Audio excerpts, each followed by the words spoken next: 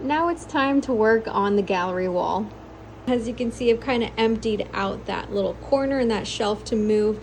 And what I do before I set up any racks or move racks around and move tanks around is I like to go through and just kind of make a general idea of what is going to be on each shelf. Now, that is what all these little pieces of tape are here for.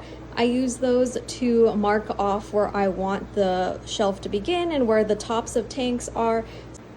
I also like putting the tape on the ground too to kind of visualize where everything is going to be. So that's what all of that is, but those are just past notes. And now that I'm finally able to access this side of the room, I can finish the caulking. Well, not my best work, but you know, good thing it cleans up with a wet rag pretty easily. Okay, on to the rest of the shelves. Well, it's day 3 and this is where we are right now. All of the racks are set up more or less correctly, other than me just being a big dum-dum and forgetting to put these little side brackets on this rack before I put the tanks on there. I am just genius.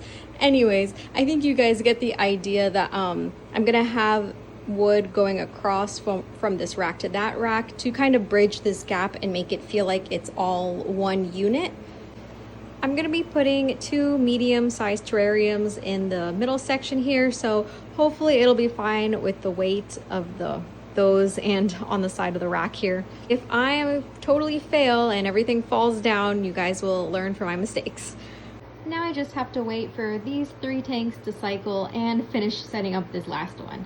Then I can finally move the fish from that rack into these tanks.